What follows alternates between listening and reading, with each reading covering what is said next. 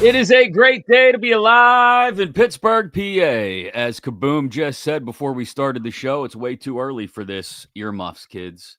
It's way too early for this shit, but we got to do it early today because we got a lot to talk about. Welcome in, friends, Yinzers, countrymen, to another edition of Kaboly+Mack. Make sure you're following on all the social media, especially because it's the 412 days of Christmas here on Kaboly+Mack, which means I say today, Kaboom, we just pick someone out of the chat. How's that sound?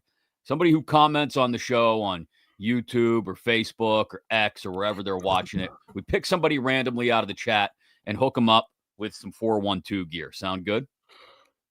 Yeah. You are bubbling over with excitement. Congratulations to Matt Sable of Williamsburg, PA, who won these beautiful 412 beanies. Congratulations to Matt Sable. What, you got the show on your phone while we're doing the show. No, What the hell? I Did you want to make sure it was working? no, you actually tagged me or something, and I hit it, and it just come up. Of course, anyway.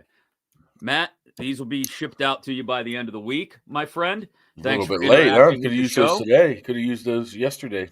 Yeah, he said he's a bald man, so in dead of winter, he appreciates having these beanies shipped out to him. We appreciate 412 for getting on board with Kaboly+Mack. And today, up for grabs, we're going to get into all the Fire Tomlin stuff. Don't worry. We're going to get into Aaron Rodgers' birthday celebration, sure. Big Ben has chimed in on the whole situation as well. We'll let you hear that. And Jim Wexell is going to visit today because he's got a new book coming out. And the holiday's the perfect time to buy your Steeler-loving friends some Stiller books. Today, from Shot 412, check out this beauty, a little Arnold Palmer 412 action. What do you think of that? Arnold Palmer. Why don't you bring it up a little closer to the camera so the fellas can see it? There you go. See, look, it's got that Arnold Palmer umbrella right there. It's got the Arnie signature on the side. Little Never Shot seen that one 412 before. action. Yeah, some limited edition stuff today. I've never seen that before. If you jump in the comments today, you'll be eligible to snag that Shot 412 gear during the 412 days of Christmas. We appreciate them supporting the show. We appreciate our friends at Nail Studio 2 as well, who have been supporting the show since the very beginning. Since almost the very beginning, since the summertime. They've been on board because they realize, guys, first of all, you got people in your lives that probably get their nails done. Second of all, maybe you need to get your feet taken care of or something. Whatever you do, they got a special Black Friday deal that continues now into December, where if you go in store and buy a $100 gift card, you'll get an additional $20 gift card for another service. Got to stop in store. Their location out there, Lakeview Square on 19 in the South Hills, McMurray, Peters Township area. You can book those appointments online too. Maybe book your significant other a little manicure, pedicure action for the holidays. Nailstudio2.com. It's a Roman numeral, nailstudioi.com, or give them a call, 724-941-4595. So we got the business out of the way. Fire Tomlin. That was the chant Sunday night. We talked about it on the post-game show, Kaboom. But I thought it was interesting when Mike Tomlin had a couple days to marinate on it, how he responded to it when he was asked by Brooke Pryor yesterday. Personally, when they're calling for you to go? In general, I agree with them. In general, I agree with them. Am I the only person that found that odd? Well, first of all, that wasn't Brooke Pryor. Oh, it wasn't? Who was it? That was, when they start bringing out the news people, the Shumways of the world, okay. It's big time. I think that was Channel 4's Marcy Cipriani. Is that how you pronounce her name? My apologies. It sounded like Brooke, believe so. And it came from her direction of the room. So, when Sheldon Ingram would show up, Tomlin would look at him and say, well, this must be a big one. Same with Shumway back in the Cowher days. So when they start bringing out the news people, maybe we can see Andy Sheehan there, whatever the hell his name is. Marty Griffin shows up, some shit's going down. Hit the road. So I took it different than you. I took it as a sign of arrogance.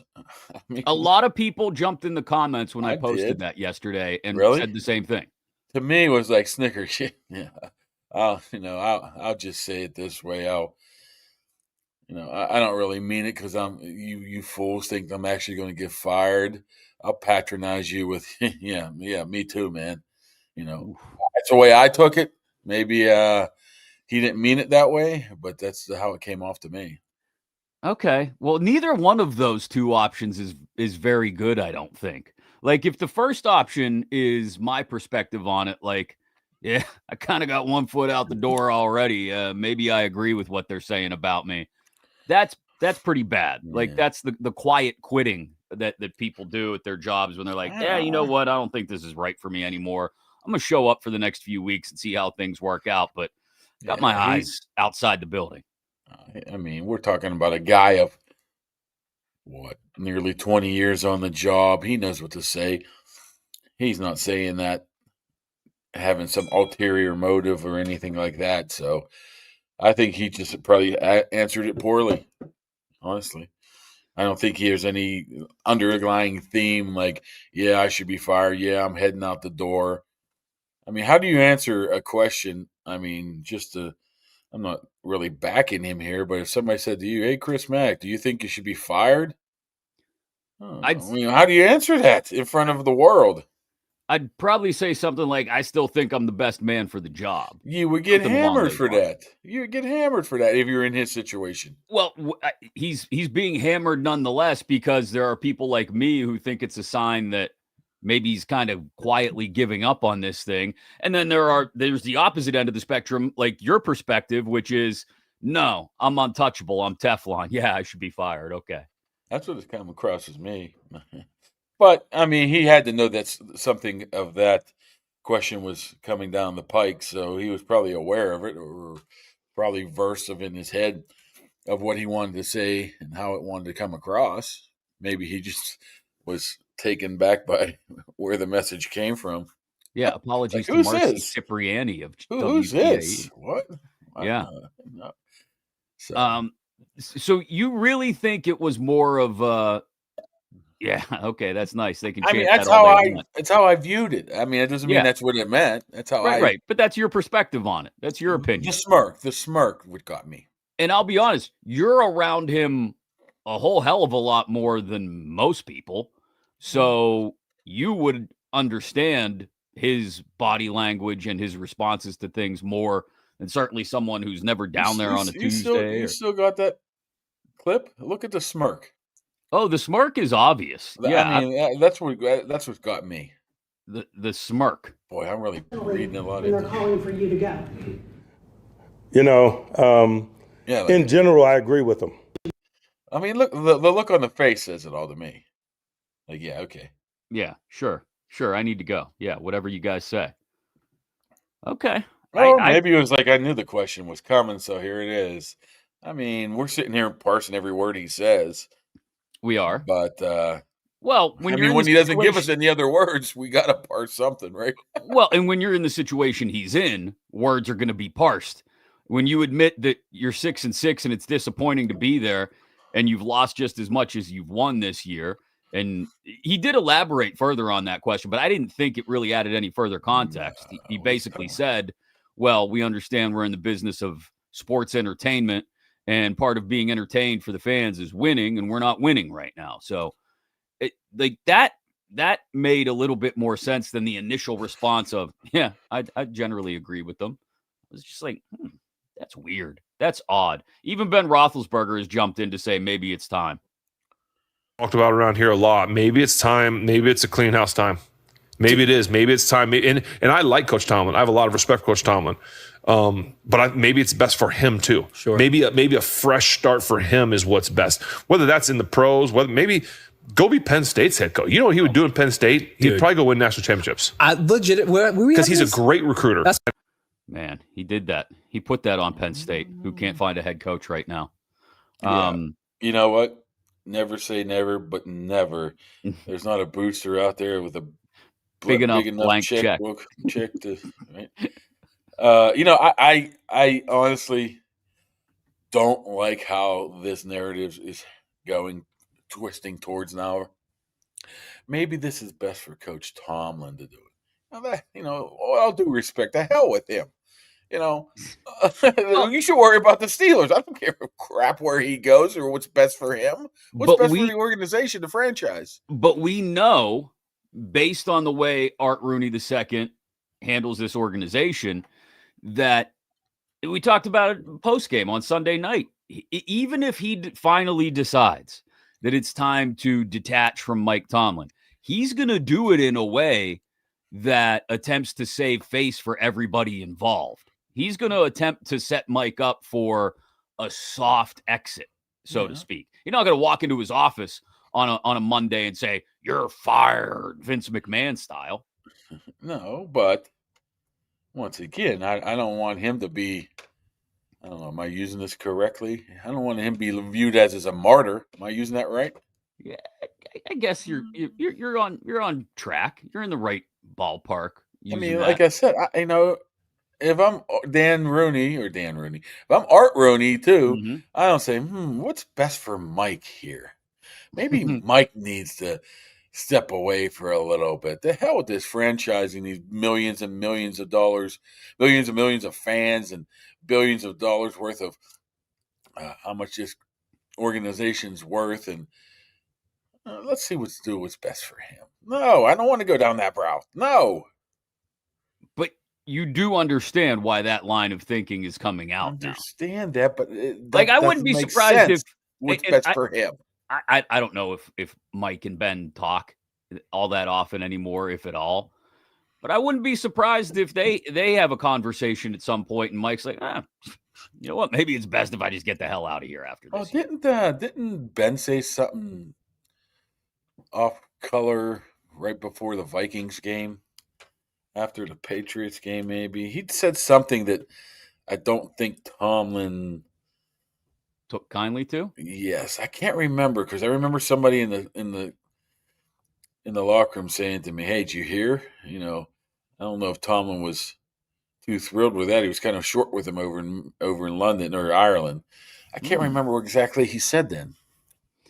I don't remember either, to be honest, because I don't watch footballing every week. But yeah, this whole thing that's building, it's a whirlwind right now. It all stopped. Well, I shouldn't say it stops. It all hits pause if somehow they go to Baltimore and win on Sunday.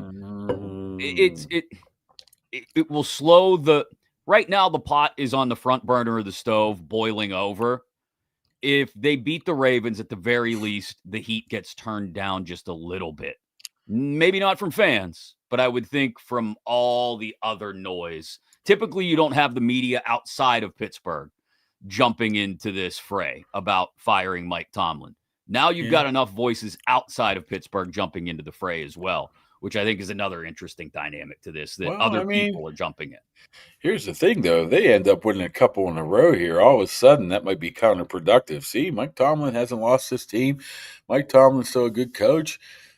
Blah, blah, blah. But I don't think that – I think last week or two has been that tipping point that you're not getting a lot of these people back, regardless of what happens this year.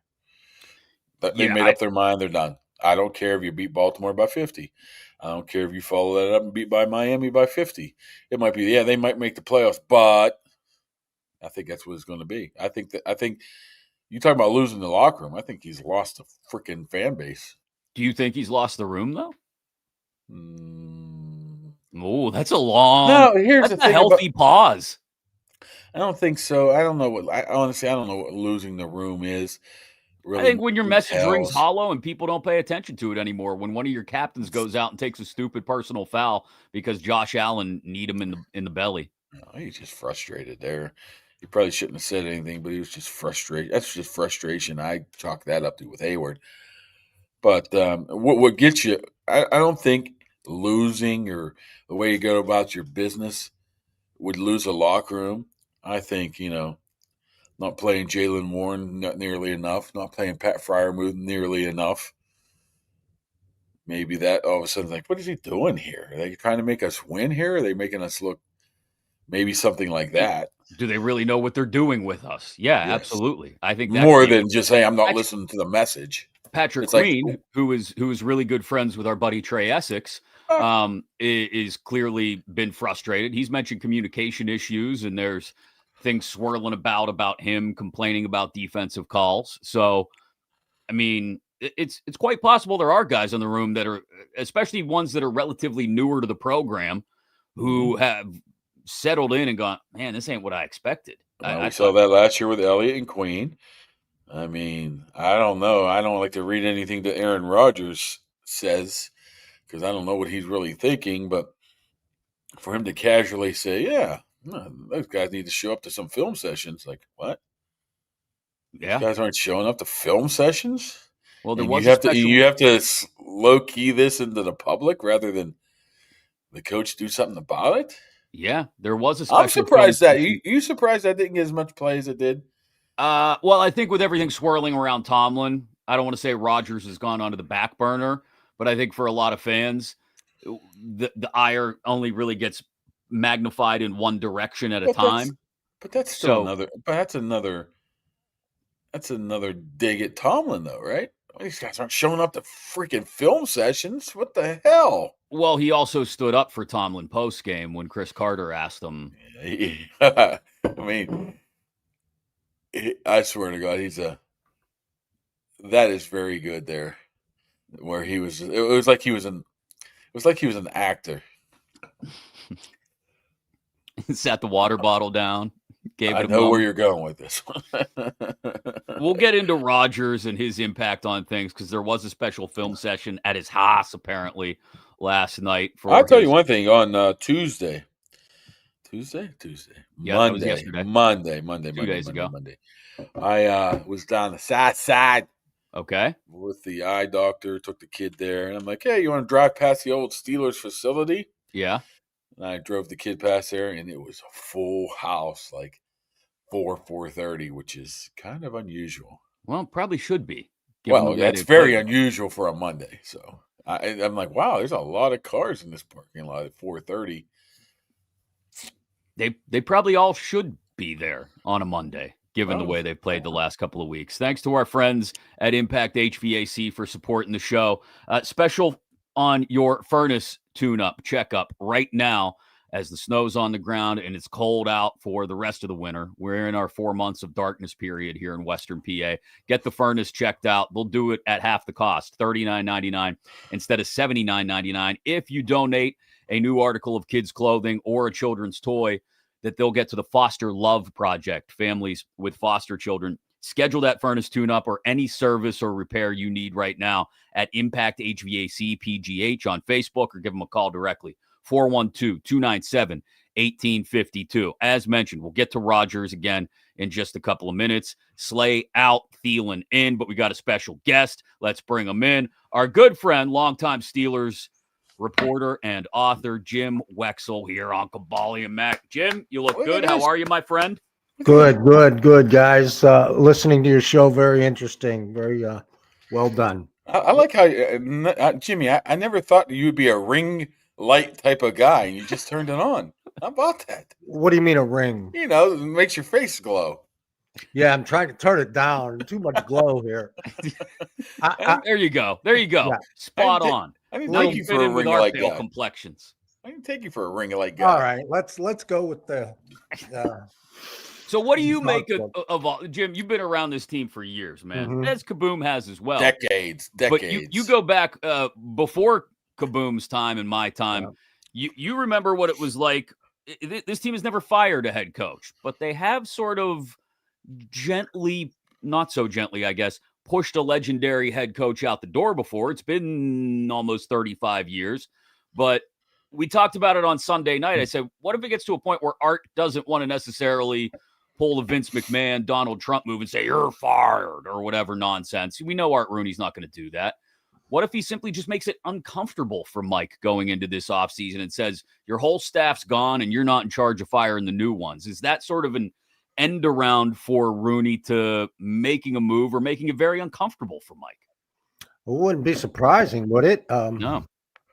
Really, I have to push back a little bit on the gently put, like I did with somebody else yesterday, the gently pushing back of Chuck Noll. He really wasn't pushed out. They wanted him to fire Joe Walton again and make some changes again. But as Rooney wrote in his autobiography, he was surprised when Chuck retired, and Chuck's wife said that Chuck had said early in the year, "This is a Super Bowl team, but I'm too tired. This will be it." So anyway, there hasn't been a firing since Bill Austin, right? I mean, there's no defending anything after this past game. So I wouldn't be surprised by anything. In my opinion, the offensive coordinator has to go. And we know who the defensive coordinator is. It's the head coach. And, those methods aren't working. Whatever the problem is, the two defensive linemen, it's soft. It's just too soft, and it's been too soft. But the offense, my goodness. I think Kaboom will say the same thing. Arthur Smith's a nice guy. He's probably too smart to be a communicator. I mean, we listen to his press conferences, and you say to yourself, this guy better be 10 times better in his offensive meeting room than he is here, because no wonder nobody knows what they're doing.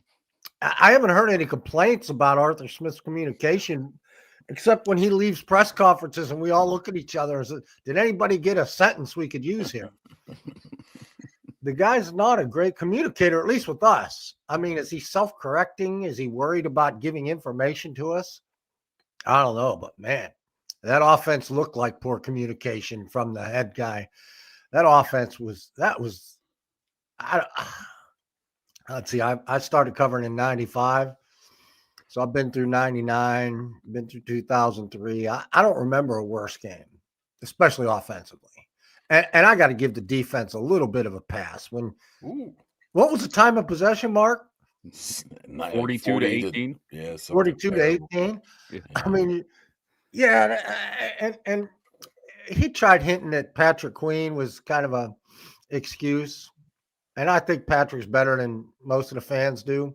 But you look at, I mean, the running attack was simple for the Bills was still pretty good against Patrick Queen. There's no excuse there, but I think the excuse of the offense not being able to get a first down, not being able to move the ball at all, has to give the defense a bit of a pass, a bit. Jimmy, is it fixable at all this year? This next 5 games, can you at least make it watchable, or at least have a opportunity here to maybe sneak in the back door, or are you like most of us tap out, white flag? Well, this team can't do it. The thing is, everybody went crazy about the Bears game. The Bears are a good team. They lost by 3 on the road with their backup quarterback. So I thought I thought it was an overreaction. But now, there's no excuse for this pass game. And if it looks like that again. But they have played some good teams pretty well. They beat some good teams. And the Ravens, are they a good team? I don't know. So I saw a stat that this is the latest in the season that they've played each other when neither of them have been over 500 since 1999. Wow. They were both 5-7 in 1999 when they played, and the Ravens won in Pittsburgh. So I'm not sure if I answered your question, Chris. Mm-hmm.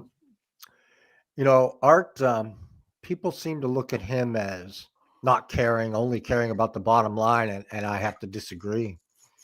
I think he cares a lot. He's just a lot more quiet than Dan. He's not a people person like Dan, where people would always talk about what Dan's saying, what Dan's thinking, how Dan's going to react. People kind of knew because he talked, and you'd see him in the cafeteria. I see Art in the cafeteria, and he's very pleasant and very friendly, but really he was trained as a lawyer, and he's trained to keep quiet, like we all basically should most of the time.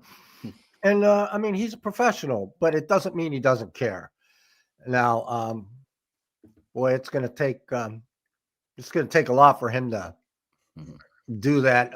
What'd you say, that Vince McMahon thing? Yeah. He's got to at least do the coordinators. And I hate to throw Terrell Austin into that because I have a feeling he's just executing Mike Tomlin's wishes. But the offensive coordinator really has to be looking at being at the end.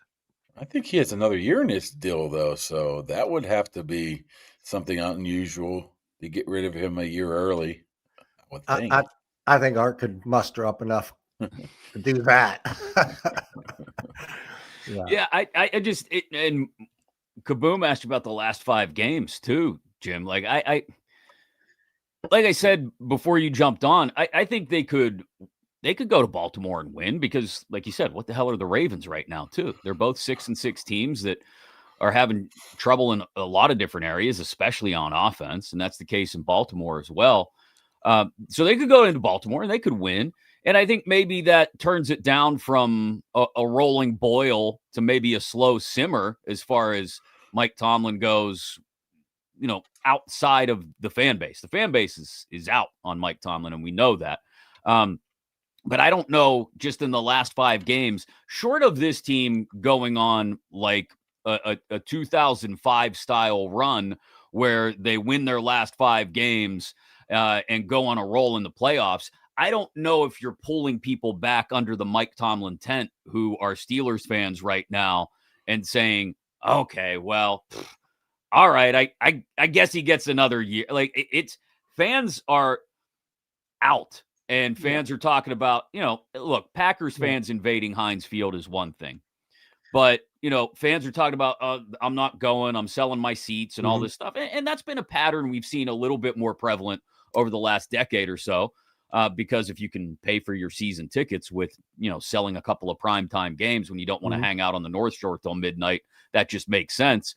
But the passion has gone from, I need to be there for every game to, I can't believe what's going on. I'm embarrassed to be there. We've all talked to multiple people probably in the last 72 hours who said, oh my God, I was at the game. I couldn't believe it. The screen went black and the thump, thump, thump hit and people started booing. I've never been there for that before. It sounds silly, booing Renegade like that, but it's a shift in the way people are viewing the experience of actually being at the game. It used to be looked at when I was a kid as a privilege to get to go to a game, especially if your family didn't have tickets all the time. And now it's looked at as almost burdensome. But it's definitely a way to make a statement, because that's Renegade is corporate. And you're booing corporate. And Monday night against the Dolphins, that'll be the big statement to make too if they're playing just as poorly. So, yeah, in the 80s, I remember I was a Bears fan in the 85 Bears. Made Bears fans what Steelers fans of the 2000s were. And we took over Three River Stadium. So I've seen that before. I don't know that people remember the 80s that well. But, Craig Wolfley's new book is out if you want to read about the 80s. And it's strange that people may want to read about the 80s now. That's how bad this team's playing. Yeah, you know what? Tell us about that book. I mean, there's not a guy that I've met, there are very few that could tell a story like the Wolfman. I mean, I know. What a great guy of being able to just bring colorful words everywhere from the paper to the mouth to the radio to be able to tell a story. It had to be wonderful to work with him. Oh man, it was it was wonderful to edit his work on the Steelers are playing on Sunday. And I like Mike Tomlin, and I don't see that you can fire a coach who has never lost, had a losing record.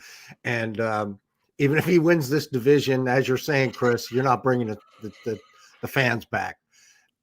But it'll be difficult for Art to fire a coach of the division champion, no matter if they get blown out in the playoffs. I mean, Art's driven by logic.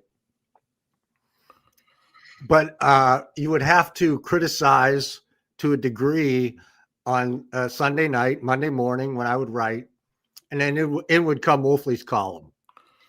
And I mean, he had a way of making you feel better. I mean, he would criticize, but with the love of a coach who's trying to make you better. And it was always a buffer for me, because then my other guys he would come in on Wednesdays and rip again.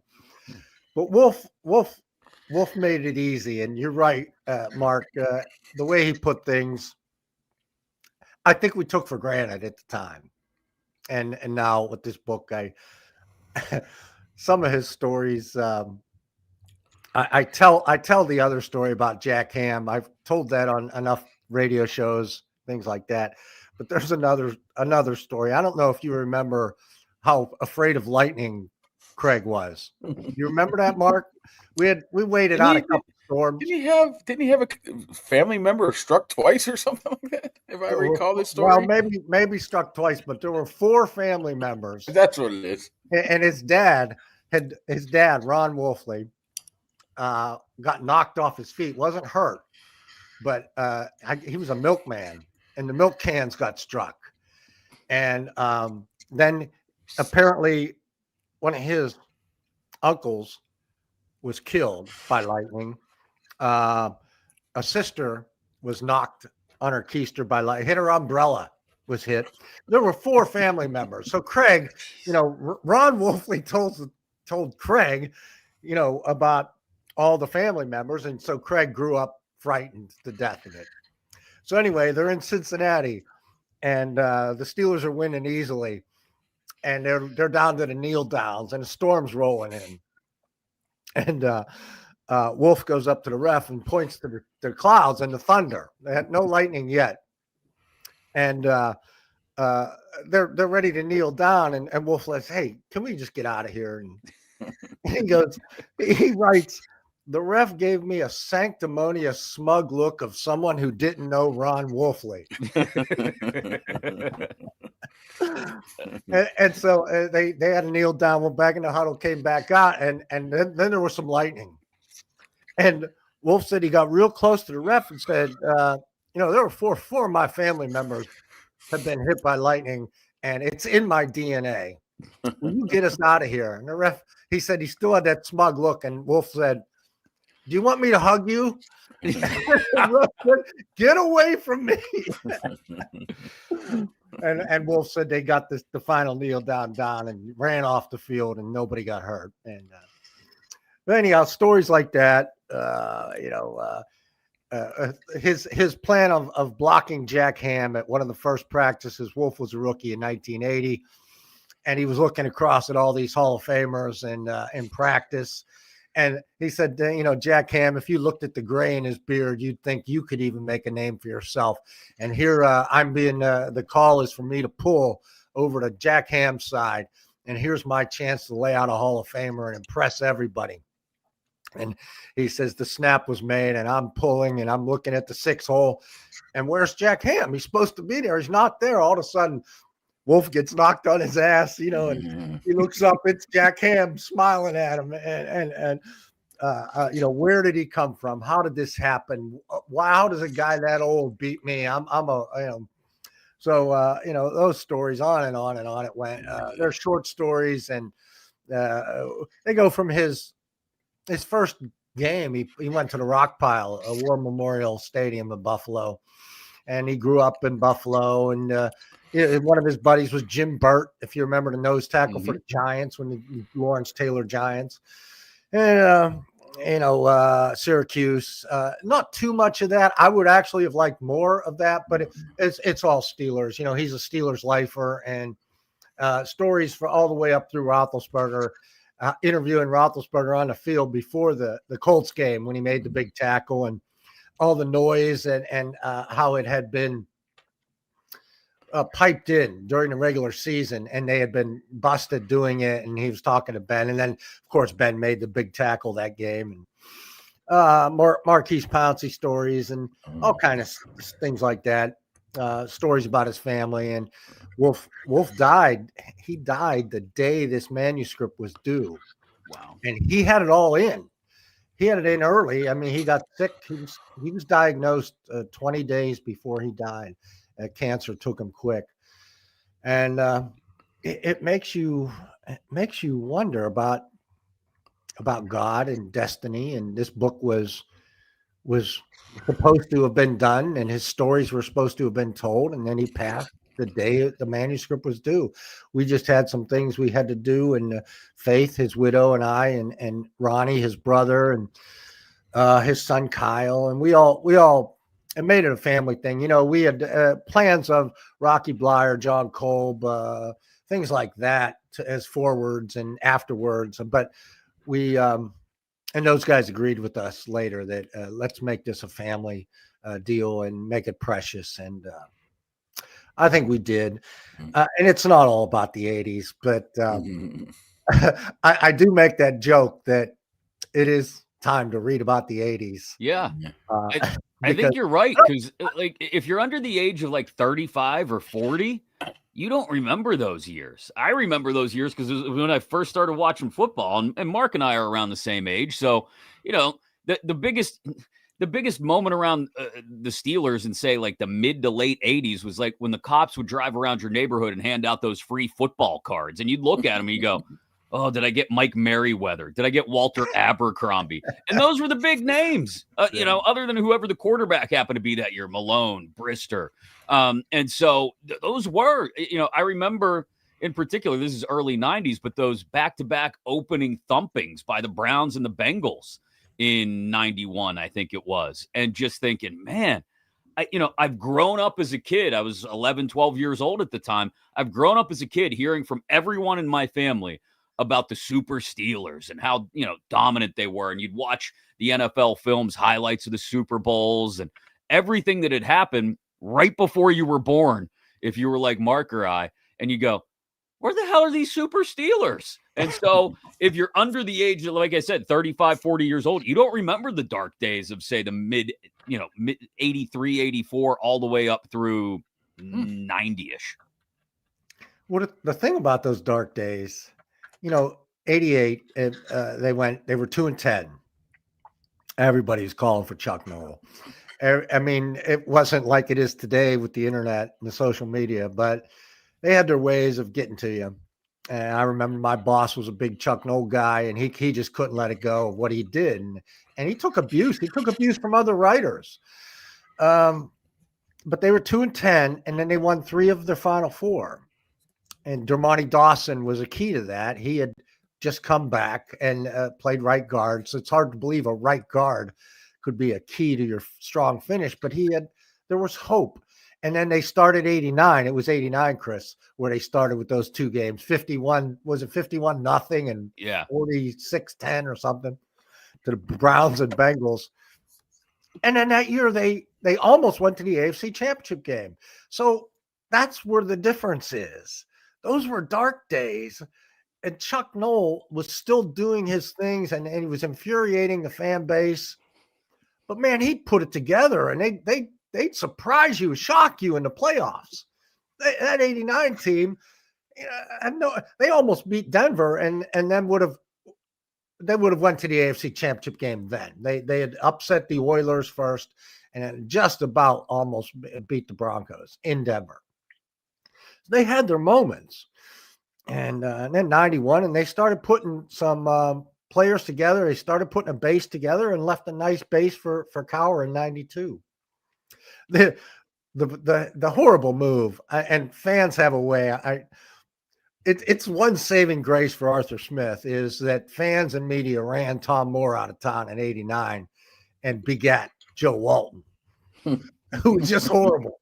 And Tom Moore turned out to be probably one of might have been the best assistant coach Chuck Noll ever had if it wasn't for Dungy.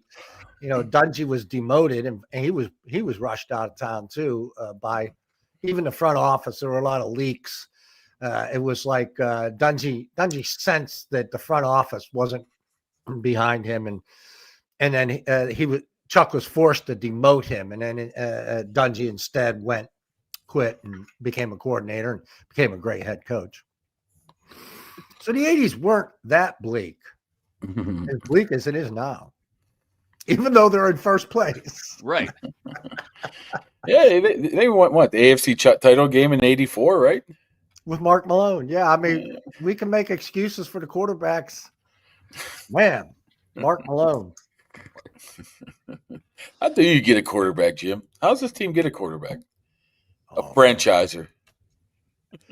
I'm really surprised at how bad Rodgers is playing.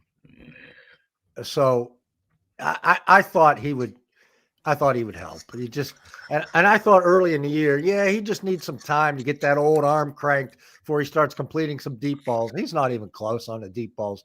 He missed Roman Wilson by how many yards? So how do you get a quarterback? We had a columnist at Steel City Insider that wrote about Mac Jones. There's a guy.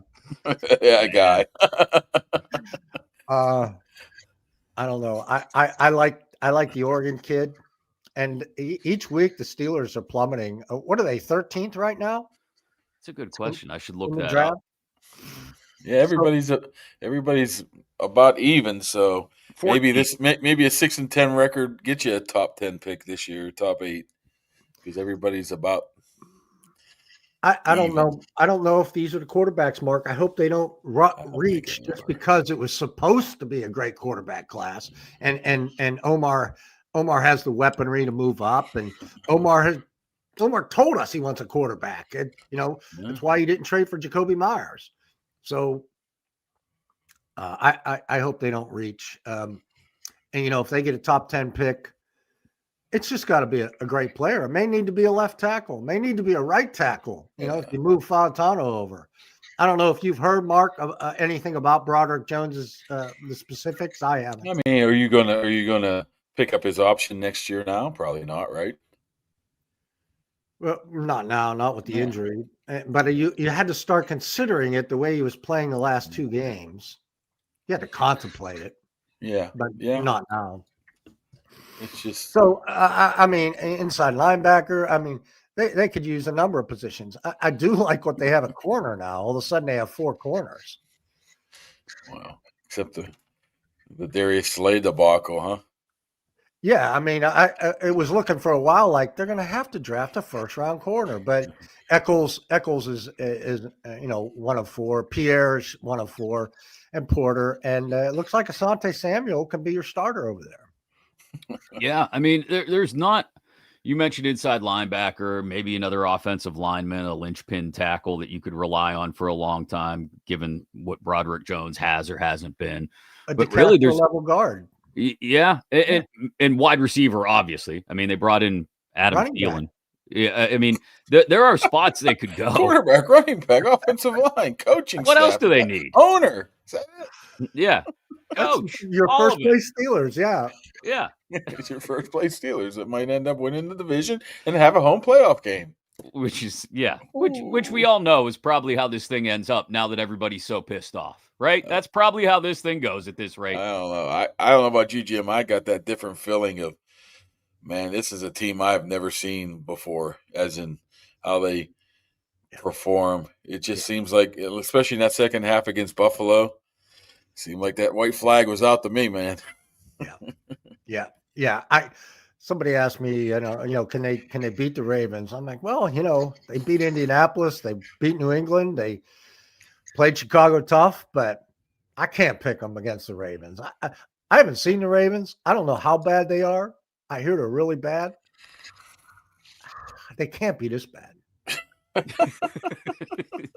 And Jim, you're normally positive. Yeah. I try. Well, you're even out. Where can people get the book and let us see it again, Jim? Amazon, Barnes and Noble. Okay. Let me. There, perfect. Rocky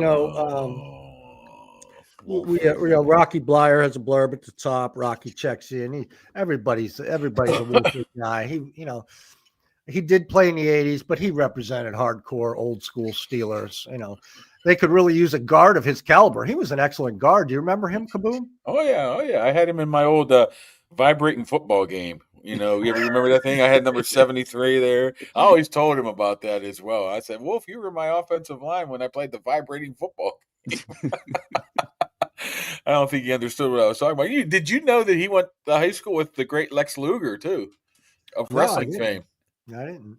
Yes. Lots of connections to greatness for Wolf. A lot of things going on in Orchard Park, New York, back in the I guess when was he born? Probably the 60s? 60s and 70s. Is that a professional wrestler or a Superman character? No, I was a professional wrestler.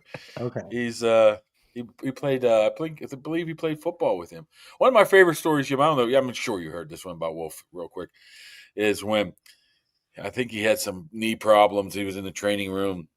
He looked at Wolf and goes, "I'm telling the old man, no, I'm not practicing today. I'm not practicing. I'm done. I'm hurt." And Chuck comes in and goes, "You okay today, Wolf?" He goes, "Yep, let's go." Ready to go, coach?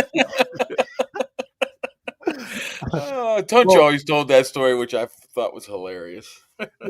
There's a story about, Wolf, apparently when he cramped up, it took over his whole body and it shook.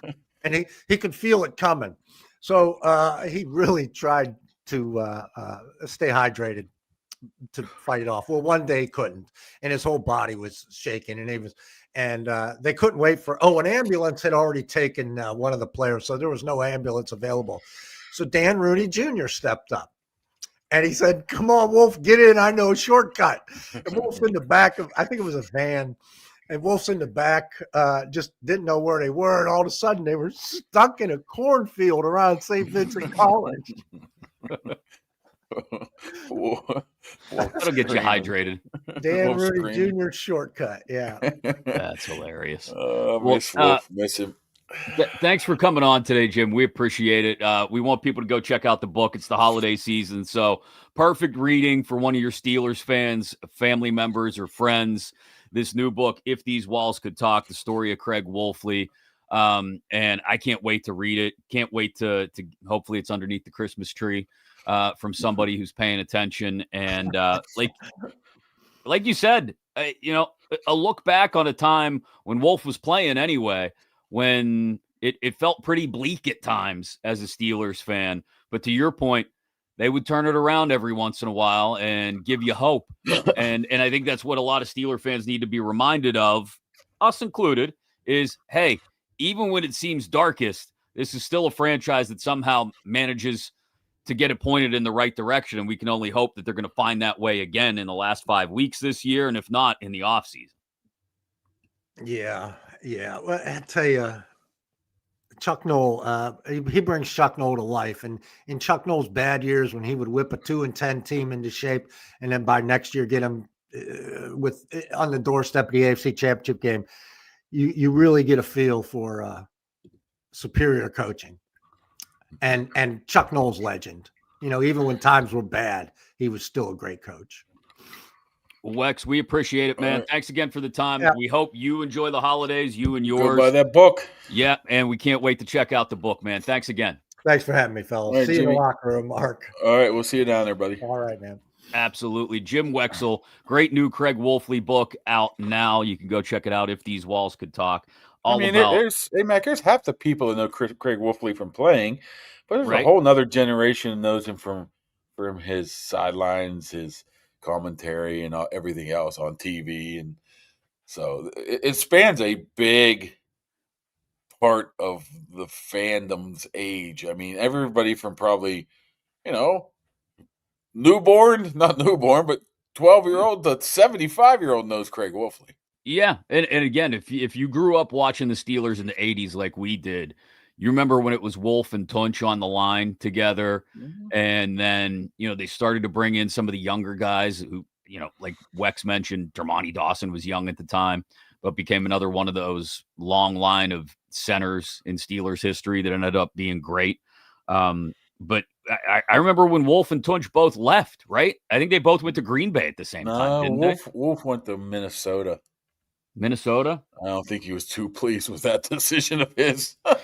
But I remember them leaving and being like, "Oh man, this sucks." These were guys that were relied on during those dark days of the mid to late 80s, and but it was all part of the transition at that point. He came back like most people do who spend any significant amount of time with the Steelers. They come back around, and like you said, was great on the sidelines doing color commentary for years. And he and Tunch, I thought, always did a great job of not skipping a beat when Myron retired. Myron was a one in a million, and it was hard. I remember thinking back then, like, man, how you don't replace Myron. And Tunch had worked with Myron as well.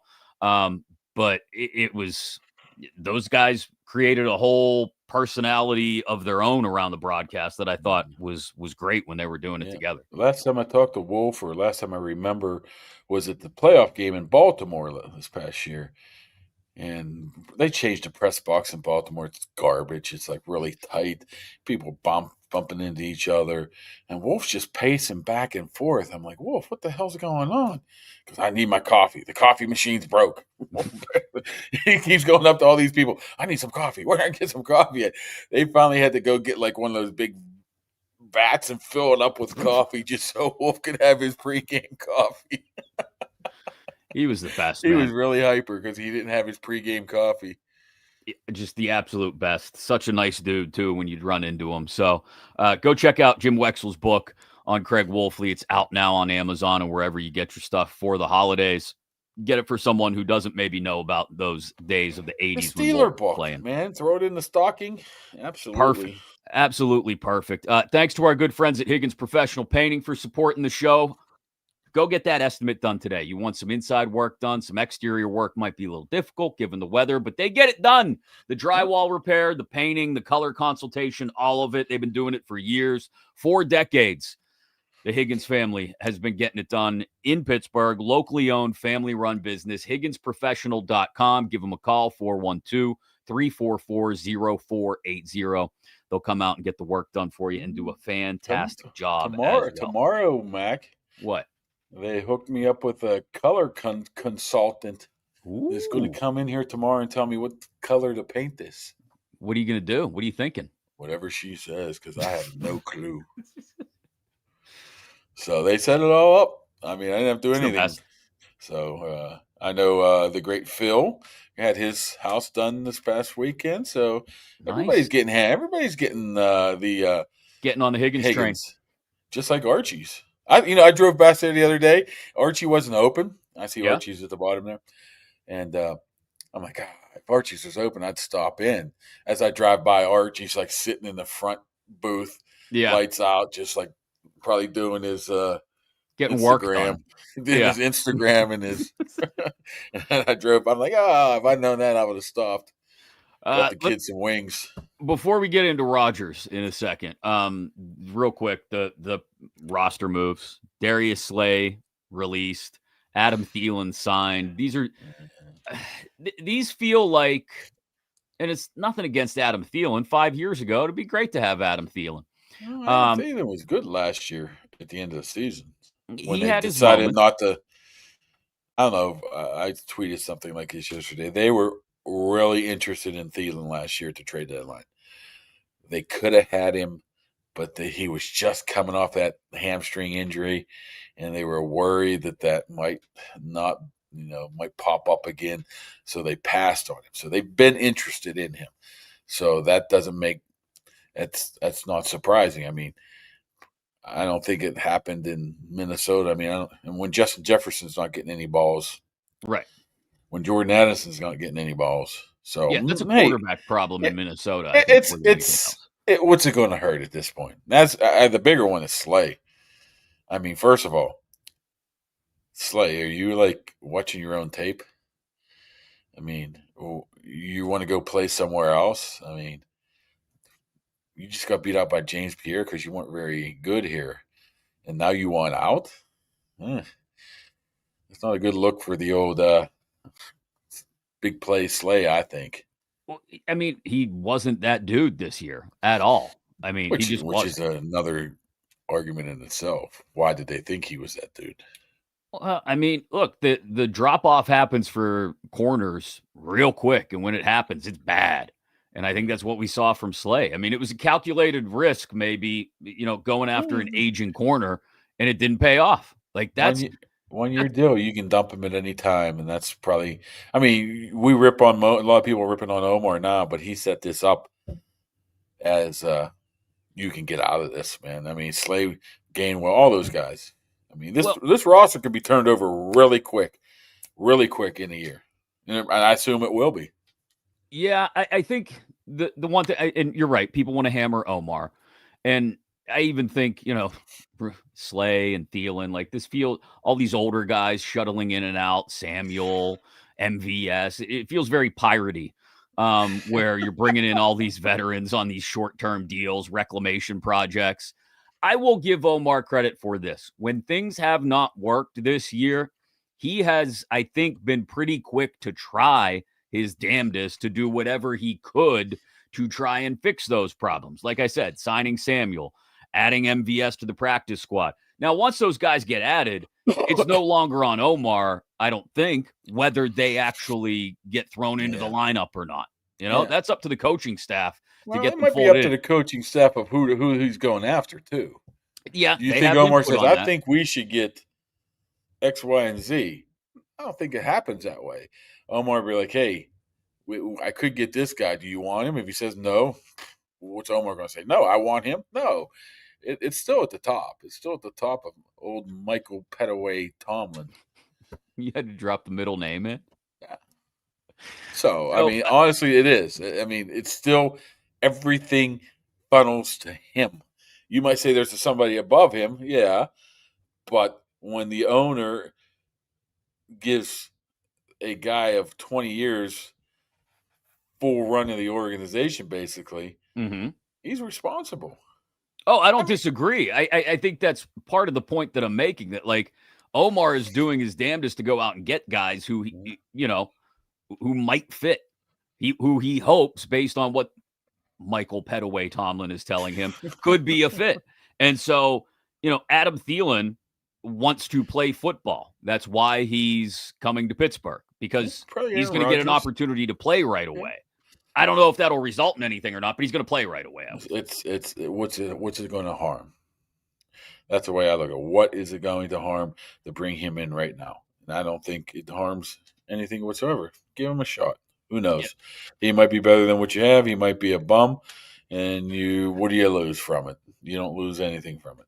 Fewer targets for Pat Freiermuth, who's basically on the back of a milk carton right now anyway. I mean, I'm just hoping. I am just trying to hammer this as much as I can. I wrote the story, 2 days ago or 2 weeks ago, whenever the hell I wrote it, about how little he's getting played, and trying to hammer that so maybe the masses will pick it up, and then all of a sudden it's like, man, we better get this guy involved.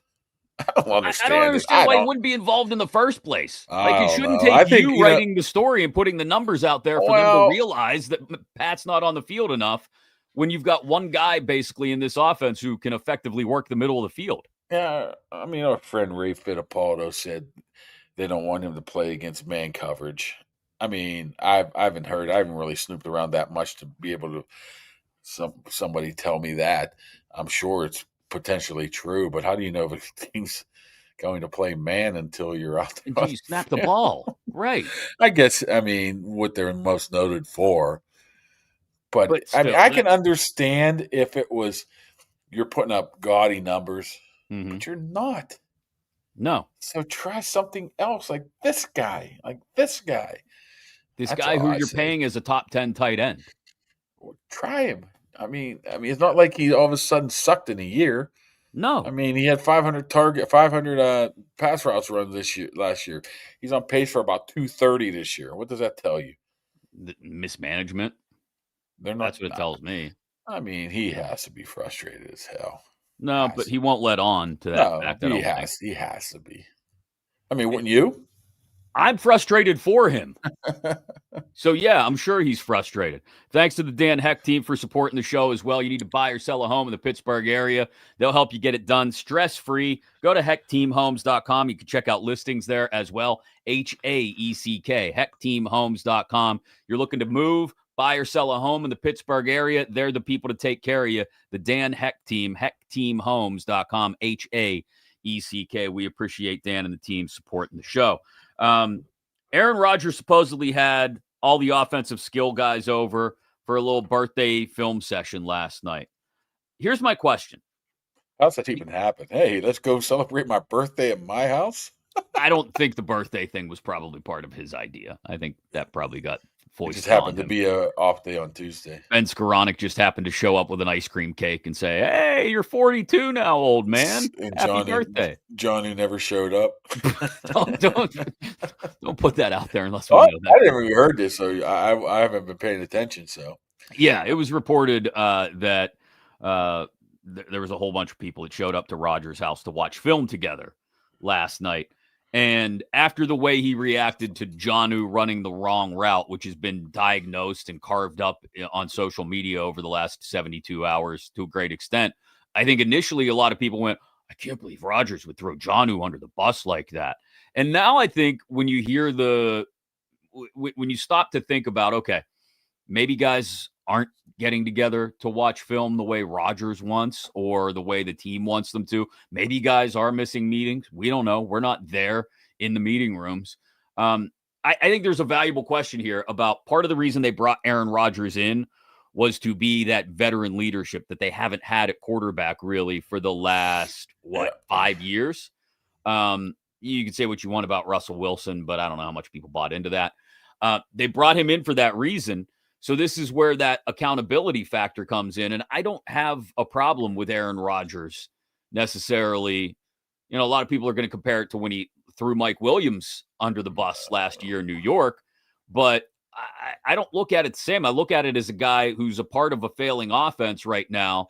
And maybe some of it has to do with what he can or can't do anymore physically. But he's doing all he can, I think, with his physical tools. Mentally, he's still that dude. I mean, again, he gives Jonnu the sign to run a different route, and Jonnu doesn't. This is the kind of stuff where you need – it may not be comfortable for everybody involved. You need the veteran leadership to step up and say, okay, no, this is what we're doing from here on out to get things going in the right direction. Yeah, especially with, games so close. They play here and they play there.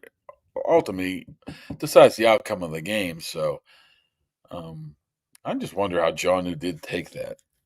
I mean, it was. But is Jonnu so integral to this offense that it matters? But he made it. Did he not make it sound like Jonnu may have missed that sign because he wasn't there for film study?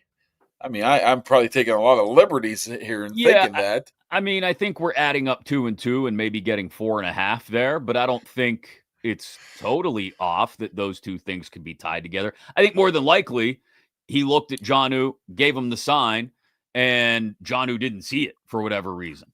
I don't know. But here nor there, if it comes up that guys aren't putting in the work during the week, I mean, you could see the two things as somewhat aligned. And I guess my point is I'd rather have the accountability from Rodgers right now because to Wexell's point, when Jim was on earlier, Arthur Smith's not the best communicator in the world. So who knows how Arthur Smith is getting through to these guys about things they may have missed during the week. We know, if nothing else, Aaron Rodgers is going to say, hey, Mark, get a better pair of wired headphones. And also, that's the problem. Hey, guys, run the right route. And so he's not afraid to piss people off. And I think I think that's exactly what this offense needs right now. Somebody to call guys out on the carpet and say, hey, do the right thing. Well, who else is going to do it offensively? I mean, Pat's probably the next most tenured guy on offense, right? We just talked about how he's basically not a part of it. But he tries his ass off to be a leader. And you can see that over the last year or two, him wanting to step up.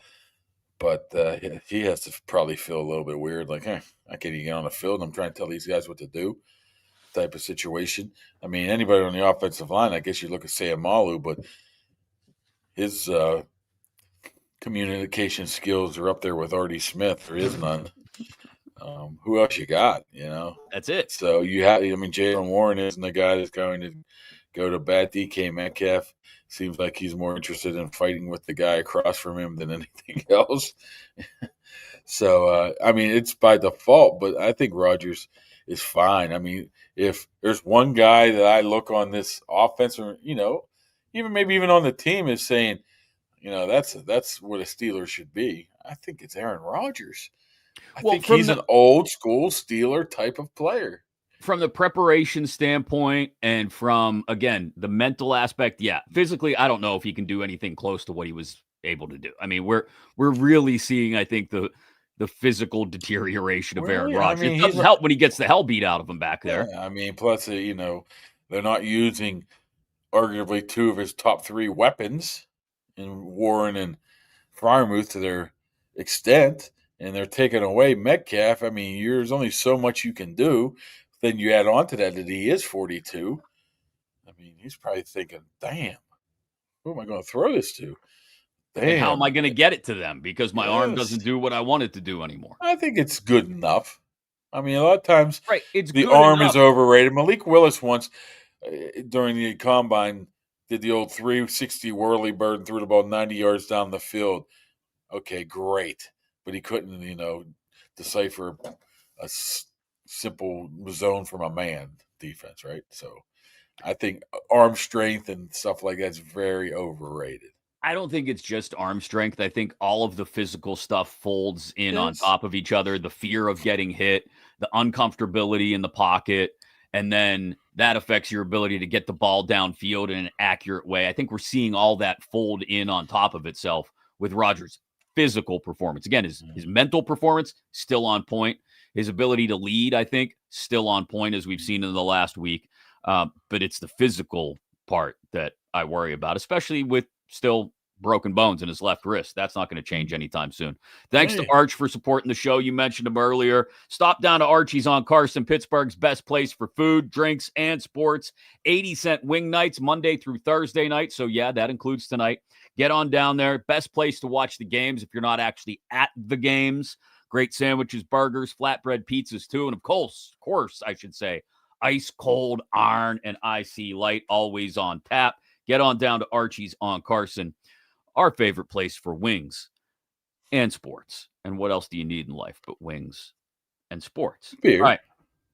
Beer and sports. What else do you need? All right, before we pick someone out of the chat, and this is your last chance to jump in to try and win the Arnold Palmer limited edition hat from Shop 412 for the 412 days of Christmas. Before we do that, there is a Thursday night game tomorrow, Kaboom, that we have to pick. Dallas, Detroit. This is a big one. Both of them coming off of interesting Thanksgiving Day outcomes. Everybody thinks maybe the Cowboys are starting to put some things together. Everybody's worried about Detroit. Not sure what Amon-Ra St. Brown's availability is going to be for a while going forward. So Dallas, Detroit on Thursday night. Who you got?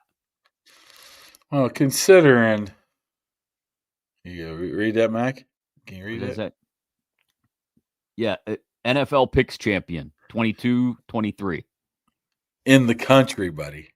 Look how people keep asking me. Horse? That's what see people say. Why they send you a trophy with a horse and a horseshoe? I'm like, I have no idea. Why the hell not? I just found this the other day. All right, mister. Well, you're behind me in our picks competition this year by a couple games. So make a pick for Dallas, Detroit. Where's it at? Detroit. That's Detroit, if you don't speak French. I know.